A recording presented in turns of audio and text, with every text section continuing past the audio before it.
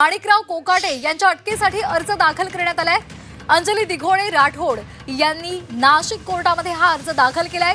सदनिका गैरव्यवहार प्रकरणामध्ये कोकाटे अडचणीमध्ये आलेले आहेत। आताची महत्त्वाची बातमी आपण पाहतोय, माणिकराव कोकाटे यांच्या अडचणी पुन्हा एकदा वाढलेल्या आहेत। त्यांच्या अटकेसाठी अर्ज दाखल करण्यात आलेला आहे।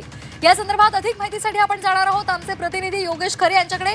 योगेश, अंजली दिघोळे यांनी नाशिकच्या कोर्टामध्ये कोकाटे यांच्या अटकेसाठी अर्ज केलाय, काय एकूण अपडेट्स आहेत? नरवाडिया यांच्या कोर्टामध्ये त्यांना अटक करण्यासाठी माणिकराव कोकाटे यांना अटक करण्यासाठीच्या तातडीनं अर्ज दाखल करण्यात आला होता।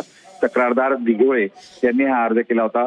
तुकाराम दिघोळे यांची मुलगी अंजली दिघोळेने हा अर्ज केलेला होता आणि त्याची सुनावणी ही या ठिकाणी सुरू झालेली आहे।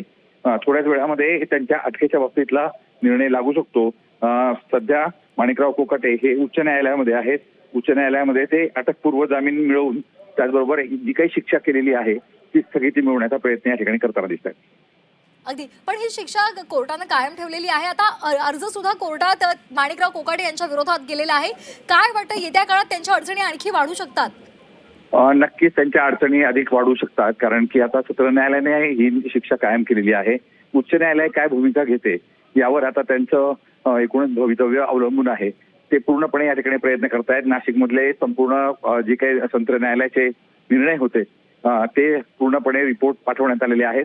अविनाश भिडे त्यांचे वकील यांनी हे सगळं केलेलं आहे आणि आज अनिकेत निकम हे सुद्धा उच्च न्यायालयामध्ये तातडीनं त्यांना दिलासा मिळावा याचा प्रयत्न करताना दिसत आहे। अगदी योगेश, मेहरबान ट्रायल कोर्टापुढे कलम 418 CRPC अंतर्गत अर्ज दाखल केलेला आहे आणि मेहरबान कोर्टाने त्या अर्जाची त्वरित दखल घेऊन या कलमनुसार कारवाई करण्याची गरजच का पडली?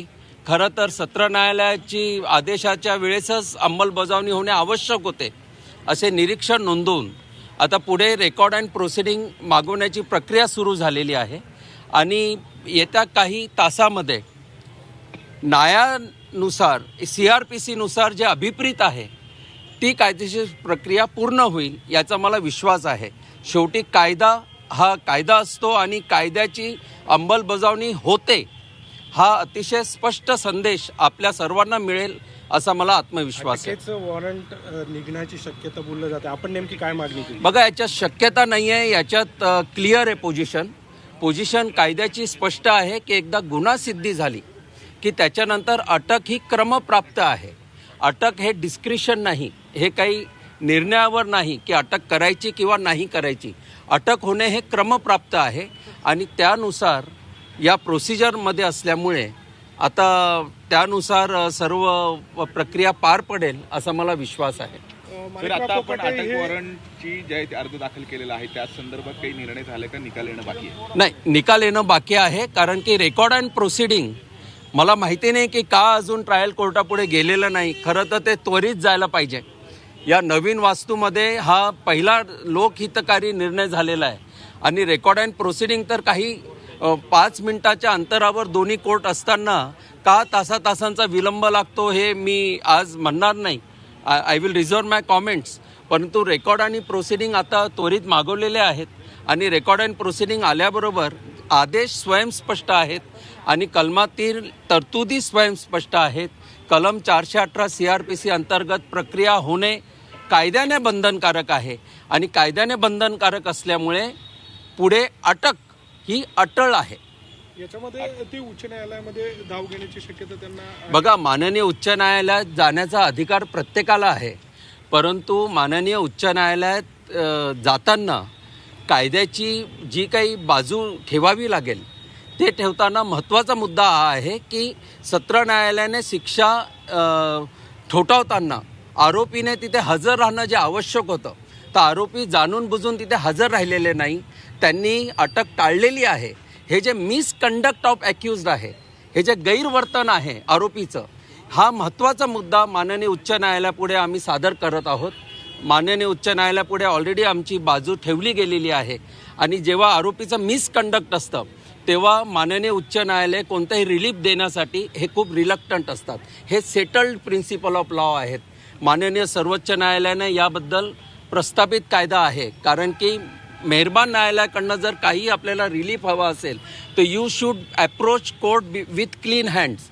इथे आरोपी is running away from the lawful provision. त्यामुळे प्रकरण अतिशय गंभीर आहे आणि आपल्या सर्वांच्या वतीने मी माननीय मुख्यमंत्री महोदयांना याबद्दल आवाहन करतो. त्यांच्याकडे लॉ अँड ज्युडिशरी विभाग आहे तर त्यांनी स्वतः दखल घेऊन आरोपींचा राजीनामा घेणं आवश्यक आहे. कारण की गुन्हासिद्धी झालेल्या व्यक्ती हा संविधानिक पदावर असणं हा एक अतिशय चुकीचा संदेश समाजात जात आहे.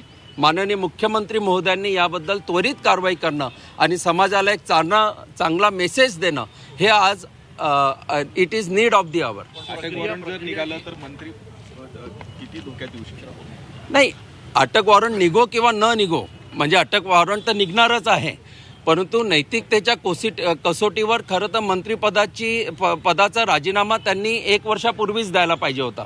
परंतु नैतिकतेची अपेक्षा करायची तरी कोणाकडे?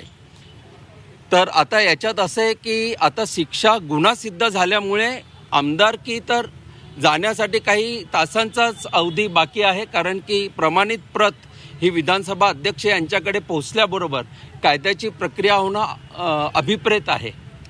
पण अनिवार्य सगळी प्रक्रिया असताना सुद्धा आपल्याला कोर्टात धाव घ्यावी लागते, याचा अर्थ कुठेतरी दबाव यंत्रणेवर आहे असं आपलं म्हणणं आहे. आता मी असं म्हणणं बरोबर नाही, परंतु ज्या काही गोष्टी घडतायत त्यातनं मी निश्चितच असं म्हणेल की न्यायासाठी लढावं लागतं हा निश्चितच चांगला संदेश नाही.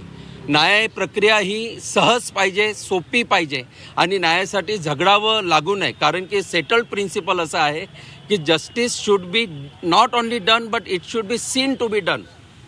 तर न्याय होताना दिसला पाहिजे आणि या प्रकरणात न्याय होताना दिसत नाही आहे. रेकॉर्ड अँड प्रोसिडिंगसाठी आम्हाला अर्ज करावा लागतो. ही जी हॅरेसमेंट आहे ही बरोबर नाही, परंतु आता मेहरबान न्यायालयाचा मी आदर राखतो आणि लवकरच याबद्दल कायद्याची प्रक्रिया राखली जाईल असा विश्वास व्यक्त करतो. त्यामध्ये एक मुद्दा क्लिअर करा की तुम्ही म्हणालात की राज्यपालांकडे किंवा त्याबाबतची जी पुढची प्रक्रिया असते ती प्रक्रिया नेमकी कशी असते, किती वेळेमध्ये ती होणं अपेक्षित असतं, त्याची काही बघा आता याच्यात कॉन्स्टिट्युशनल लॉचे सर्व प्रकरणं इन्व्हॉल्व्ह झाले आहेत. आता याच्यात जी काही लिगल स्ट्रॅटेजी आहे ती मला आत्ता उलगडून सांगताना थोडं कठीण आहे. कारण की शेवटी हा स्ट्रॅटेजीचा भाग असतो आणि सत्याची लढाई जी असते तो एक युद्ध आहे.